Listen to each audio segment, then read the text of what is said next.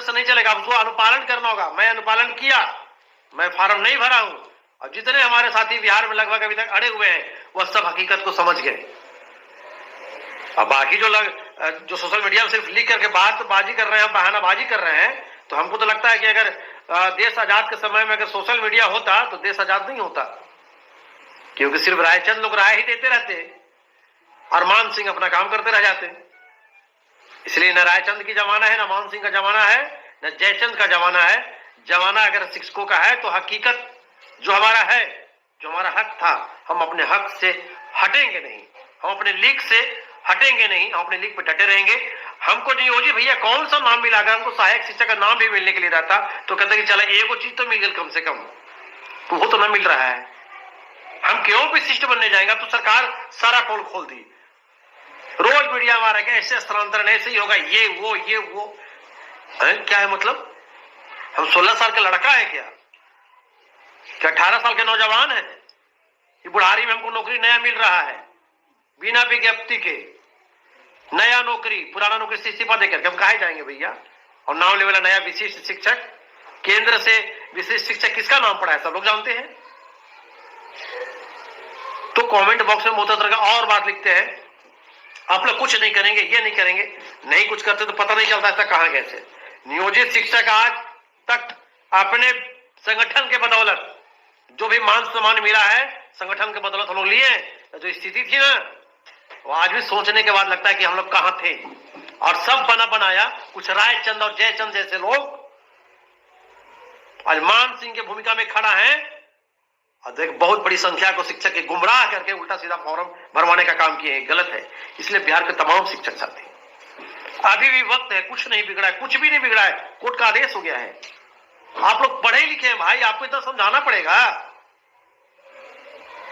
अरे मेरे भाई, आप शिक्षक हैं, आप समाज का निर्माण करने के लिए आए हुए हैं, और अपना भविष्य के लिए आपको एक शिक्षक नेता को समझाना पड़ेगा।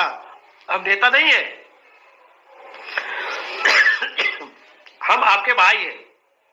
फर्क इतना है कि समय से पहले हमको समझ में आ गया, और आप समझ के भी नहीं समझ पा रहे हैं, गुमराह हो जा रहे हैं, शिक्षक नेता के चक्कर में फंस जा रहे हैं।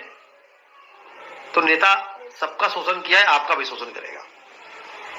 मैं बार बार बोलता हूं कि मैं वैसा नेता नहीं हूं, मैं हकीकत लड़ाई को लड़ता हूं, हकीकत शिक्षकों को बताता हूं, और वर्ष 2003 से निरंतर संगठन के सहायता लेकर के शिक्षकों की वास्तविकता की लड़ाई को लड़ते आया हूं। और जब तक शरीर में मेरे शरीर में रक्त का एक एक बूंद तक रहेगा, मैं शिक्षकों के न्याय की आवाज को उठाता रहूंगा, न्याय की लड़ाई को लड़ता रहूंगा। ठीक है, किरी के निकाता बात कि आप खाली बोलते हैं, ऐसा कुछ बोला हमको लोग, तो आप भी बोलिए ना। आप चुप क्यों हो गए? आप भी बोलिए। आपके देखा देखी और कोई बोलेगा, और कोई बोलेगा, पता चलेगा बिहार से अगर 534 प्रखंड है, अगर एक एक लोग भी बोलना शुरू कर देंगे तो 534 लोग रोज बोलेंगे, एक क़यामत आ जाएगी। लेकिन नहीं बोलिएगा। क्यों? क्योंकि आप गुमराह करने वालों में खड़े हो गए हैं। हम बता रहे हैं कि इतिहास, जब शिक्षक के काला इतिहास लिखने का पन्ना जब पलटा जाए तो आप उसमें पाप का भागी नहीं बने। आइए, आगे बढ़िए, और सब लोग अपने जुबान को खोलिए, हकीकत से अपने शिक्षक को बताइए। देश आजादी मिला, ऐसा मिला इसका मतलब कि हमको आजादी मिली, हम अपनी अभिव्यक्ति की आजादी मिली, हम अपनी बात को रखने की आजादी मिली, और हम मानसिक रूप से गुलाम होकर के अपने 20 साल की नौकरी को छोड़ दें, डर पैदा होकर के। माननीय उच्च न्यायालय का मैं सम्मान करता हूं कि शिक्षक के हित में बार बार फैसला आ रहा है, फिर भी शिक्षक किस वापोह में पड़े हुए, काफी तकलीफ की बात है। एक पढ़ा लिखा समाज जिसके सहारे देश और राज्य का भविष्य टिका हुआ है, और वही समाज आज गुमराह हो जाए तो क्या होगा हमारे भारत का, क्या होगा हमारे बिहार का? यह काफी तकलीफ की बात है।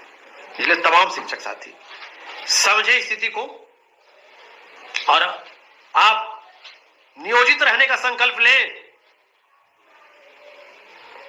हम सरकार के किसी गलत सरकार के फैसले का विरोध नहीं कर रहे हैं। सरकार तो कोई भी सरकार रहे, चाहे जिसकी सरकार हो, कोई भी मालिक के रूप में बैठ जाए तो मालिक यही चाहता है कि कम से कम खर्च में हमें कोई नौकर मिल जाए, नौकरशाही मिल जाए, तो क्यों नहीं चाहेगी? वो भी सरकार चाहेगी। लेकिन देखना हमको है कि हमको कहां फायदा है, कहां नुकसान है। डर के आगे जीत है, जो डर गया सो मर गया। तो अब तमाम शिक्षक साथी अपने भविष्य का फैसला करें, एकदम नियोजित बनने का संकल्प लें। अभी फिर आपको फिर आएगा, काहे नहीं हुआ ऐसा पर क्षमता परीक्षा फर्स्ट लिया गया, जैसे लगा कि रात की परीक्षा बीपीएससी की तरह सुबह योगदान करा दिया जाएगा। कहां गया सब?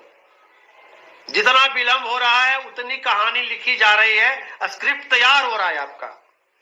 एक रातों रात स्क्रिप्ट आपका ऐसा पटाक्षेप होगा कि आप जीवन में नहीं सोचेंगे कि हमको अंधकार में रख करके इतना बड़ा कहानी का स्क्रिप्ट हमारे लिए तैयार किया गया था।